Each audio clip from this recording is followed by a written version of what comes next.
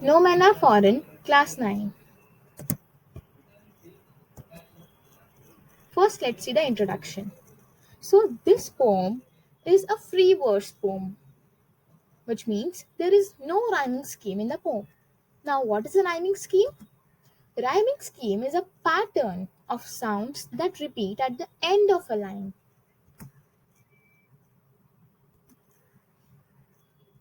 Going to the first stanza.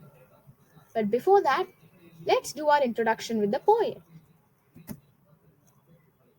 The poet is James Harold Kirkup, 1918 to 2009, which means he was 91 years old. FRSL English poet. He was a translator, travel writer, and an FRSL English poet too. Now, what is FRSL? FRSL is the Fellow of the Royal Society of Literature. He has written 45 books, including novels and plays, etc. Let's see a few of his pen names: James Falconer, Aditya Jha, Jan Honda, Edward Rabin, Andrew James, Taiko Kawai, Felix Liston, and Ivy B. Summerfrost. Now let's go to the first stanza. So the first stanza tells all about that we all are same or similar.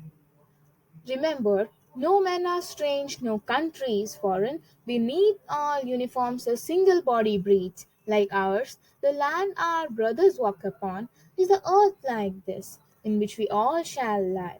So in this paragraph, the poet is telling us that no men are strange and no countries are foreign. Foreign means different from ours. So beneath all uniforms, we know that soldiers of each country may have different types of uniforms or different types of hats or uniforms, like etc. Soldier uniforms or maybe any type of uniform. So it is telling us that beneath all uniforms, different types of uniforms, a single type of body breathes. Each and every human being has a same type of body, similar type of body, right? Like ours, the land our brothers walk upon is the earth like this. We also walk on the same land as our as the foreigners, we say as foreigners, but the other people walk upon. Is the earth like this? On this earth only we all walk, in which we all shall lie. So coming to the figure of speech in this. First is repetition. Repetition is a figure of speech in which same words are repeated.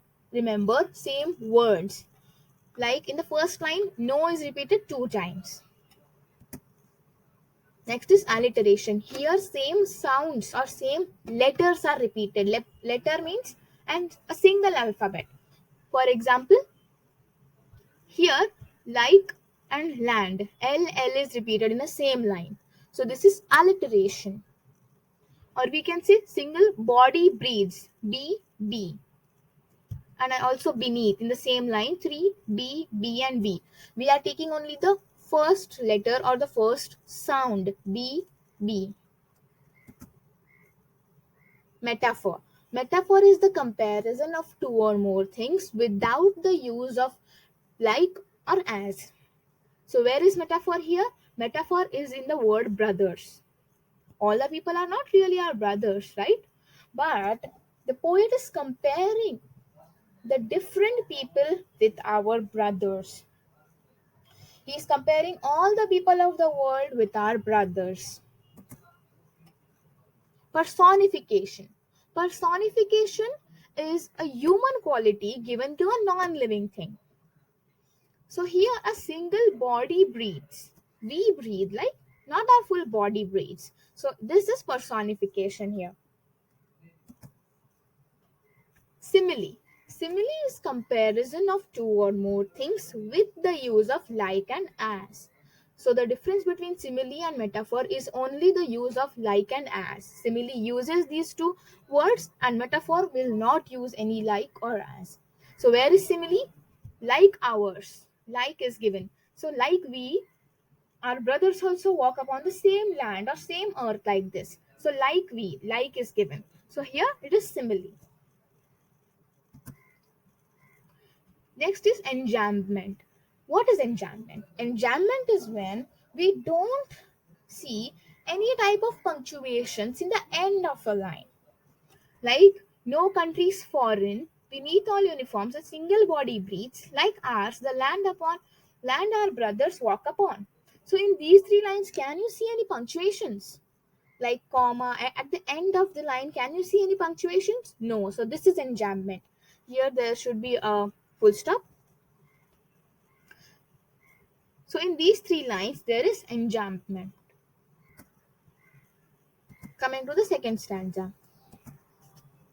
This stanza tells us that we all have a same life routine. Sorry, yeah. So they too, aware of sun and air and water, are fed by peaceful harvests, by war's long winter starved. Their hands are ours, and their lines we read, a labor not different from our own. So this paragraph is telling us that they are too aware of the sun, air, and water, or the natural resources that we use, and are fed by peaceful harvests. And when there is a harvest, the world becomes the nature or the mind becomes peaceful. And by war's long winter starve, the poet means that they too starve when there is war and winter, as they cause destruction to the crops. Their hands are ours, and in their lines we read, a labor not different from our own. This means that as we work for our livelihood, we work for our bread and butter, they too work for the same. They too similarly work hard to gain their livelihood. How we use our hands to work, they also use their hands to work.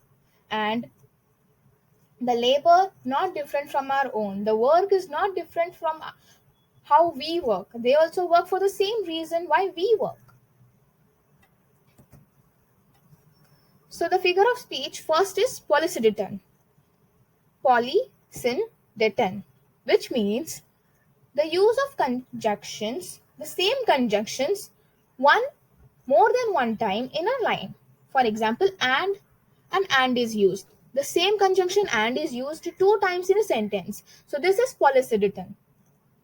The use of same conjunctions more than one time in a sentence is known as polysyndeton.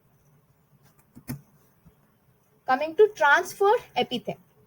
This means that we are transferring an adjective which is not for that noun. Let's make me explain.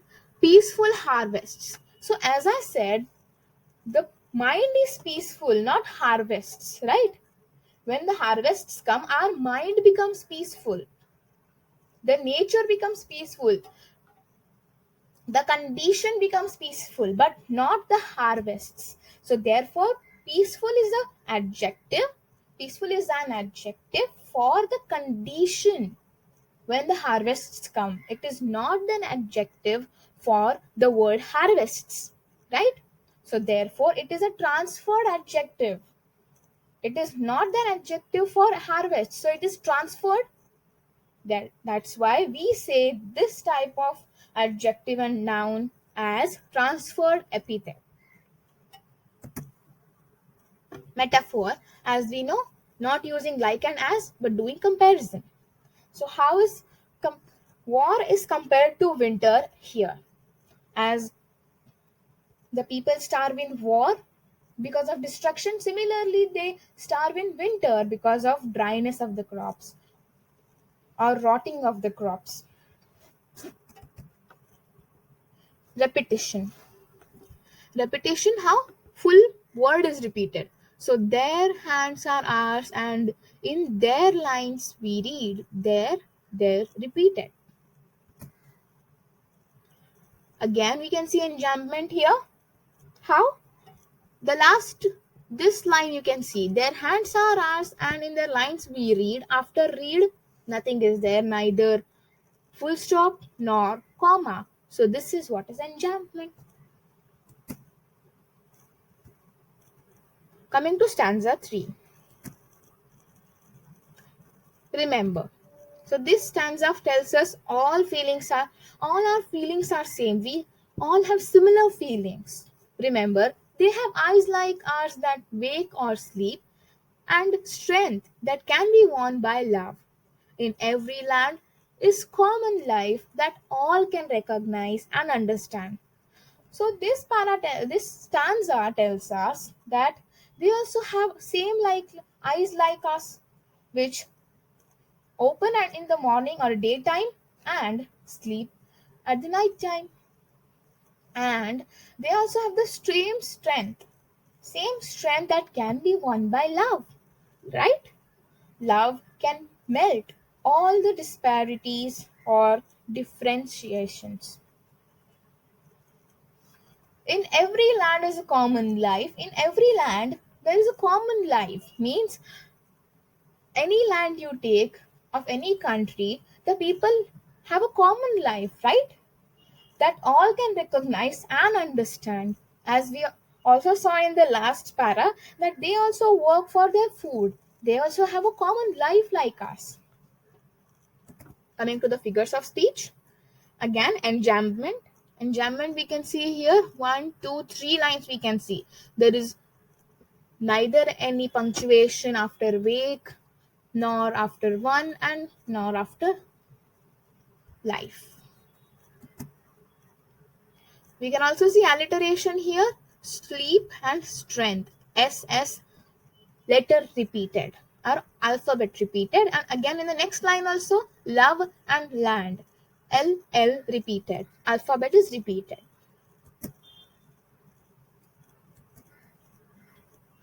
Coming to stanza 4. This stanza tells us not to hate.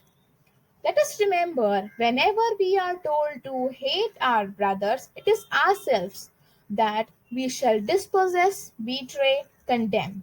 Remember, who take arms against each other, it is the human earth that we defile. So the last line, it is the human earth that we defile, is in the next stanza.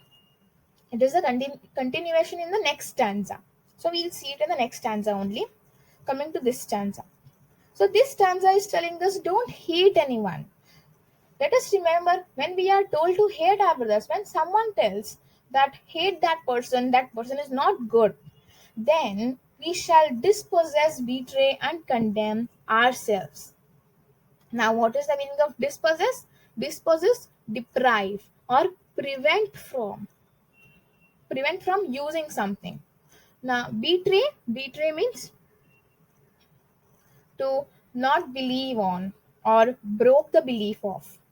And condemn means attack or disapprove. Remember, we who take arms against each other, it is the human earth that we defile. So they are telling us to remember that when you take arms against each other, you defile or spoil or make dirty the human earth. So let's see the figures of speech here. Again, we have enjambment in the first two lines, as we can see. First two lines as well as the last line. Last line and the first line of the next stanza is in the enjambment, is in the figure of speech enjambment. Alliteration again. Alliteration. Yeah. Whenever we, W letter repeated or W alphabet repeated, next line our, O, we will not take only our here because the whole word is ourselves. That's why this will be alliteration, not repetition. Coming to the next stanza. So this stanza tells us that let's make our earth as beautiful as heaven without fighting. So as I said, first line is the continuation. So I'll start with the last line of the fourth stanza. Remember, we who take arms against each other, it is the human earth that we defile. It is the human earth that we pollute. Our hells of fire and dust outrage the innocence of air that is everywhere our own. Remember, no man are foreign and no country is strange. So this paragraph tells us that when we take take arms against each other, we are polluting our Mother Earth, right? Our hells of fire and dust outrage the innocence. So this tells us when we fight or when we get angry on someone else, we are outraging the innocence of the air that is everywhere our own. So we should not get angry on the innocent people because they are also like our brothers and the whole world is not strange. This is what the idea is of the full poem. Remember, no men are foreign and no country is strange. So let's see the figures of speech here. Again, we have enjambment. Enjambment is it is in the first line. How? Because it is a continuation of the last line of fourth stanza. Also, it is in the second line. After innocence, we don't have any punctuation mark. Next is metaphor. So how metaphor?